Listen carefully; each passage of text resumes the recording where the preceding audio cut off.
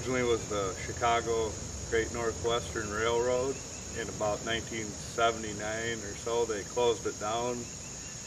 In the early 80s, a group of volunteers called Heritage Trail Inc. was formed, and they developed it into a trail, and about 5 years later, the Dubuque County Conservation Board took over control of the trail and management.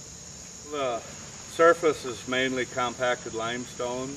There is some portions of it that are blacktop on the east end near the city.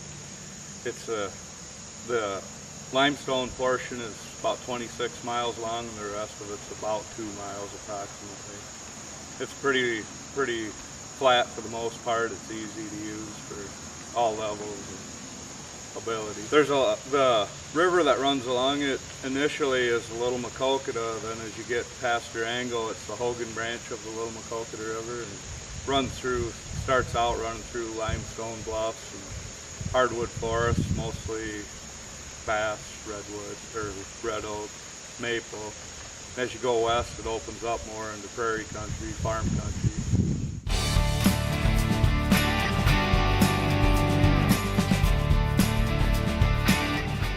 My name is Connie Hodge. I am the race director for Run for Troops, and Run for Troops has been going on for 8 years. We have had our best year. We think we're getting it figured out a little bit. We had our best year this year with over 850 people on the trail. And we started that first year with under 100 and a couple marathoners, and this year we're well into 250 marathoners.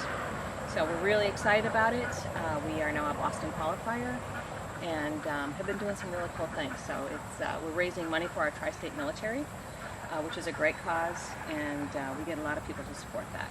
Back to the Heritage Trail. Well, my husband and I, our kids, our families have been frequent users for many, many years. I mean, my kids are 28 and 26. They've been on this trail since they've been babes. And we have valued it. We love the remoteness. We love the beauty. We love the forgiving surface. It is just so wonderful to have something with shelter and no traffic. Just because we love it and we're users of it, it was perfect. Exclusively ride the Heritage Trail because my friend Patty's vision is poor. And so we can only ride where we're safe and we're not worried about traffic. It's harder for us to start and stop, so the Heritage Trail is great. Almost a year since we have ridden this, we call it Big Blue, and I store it in my basement, and I just got it out, and my neighbor, who was so kind enough to put air in the tires, so we try to get out at least, 5 or 6 times a year. Maybe this fall we'll be out more often.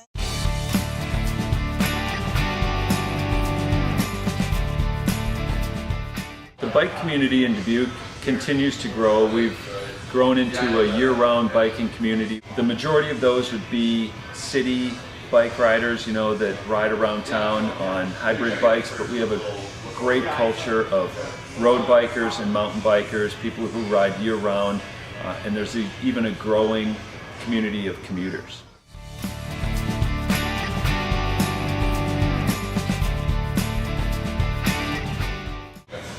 We think the Heritage Trail is critical to our business just because so many of our customers want a place that's safe with no traffic, that they can take their families and feel confident and safe and get a good long ride. The Heritage Trail's length is awesome at 26 miles. In Dubuque, there are so few places that you can go that are flat. And a tremendous number of our customers are looking for a flat place to ride. So it really caters in a great way to that beginner rider, but at the same time, you also find advanced level riders and races. In fact, we've had races that use the Heritage Trail as part of the event.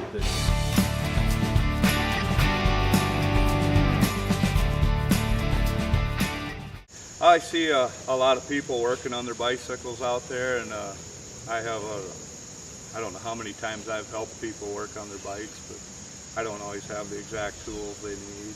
I'm not always there either, so it'd be handy for them to have something they could do it themselves.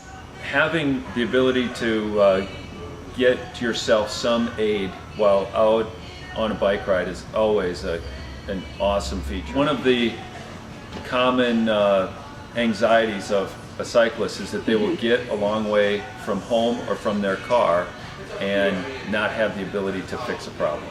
Well, the bike fix-it station would actually be great for us because remember last year when we came here and we were taking Big Blue out of the back of the Suburban and we didn't have any brakes. So it was just something that had gotten twisted when we were taking the bike out, and fortunately there was a kind soul to help us, but a bike fix-it station would really help us.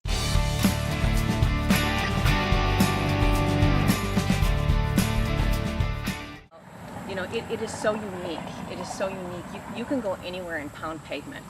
I mean, you can't go anywhere and find a nice, well-groomed limestone surface that is remote in nature, away from traffic. It is so unique, and we get that feedback from our participants all the time. Like, this is so cool. Rather than having buildings and stoplights and everything, we have this stream and these bridges and all this wildlife. I mean, it's so unique and rustic that Scenery, there's always something different to see throughout the whole year, the different seasons. It's just a really cool trail. We have people from all over the United States and several other countries even have seen it come out, and they all say the same thing. It's a beautiful trail. You know, one thing I would say about the Heritage Trail today is that continuing to improve it is so important because trails like the Heritage Trail have become the new park. But today, people want a park like the Heritage Trail that they can go out and use and get exercise and get some nature, but they're not sitting at park benches and tables anymore. For me, I think one of the most interesting things I see is when we meet other walkers or bikers here and they don't know that Patty can't see. And she always says to me, if they only knew who was riding on the back of your bike. I used to be a very good athlete, and I miss jogging and biking, and now I have the opportunity to come on this beautiful trail with a good friend on Big Blue and enjoy the summer and fall. So thank you so much.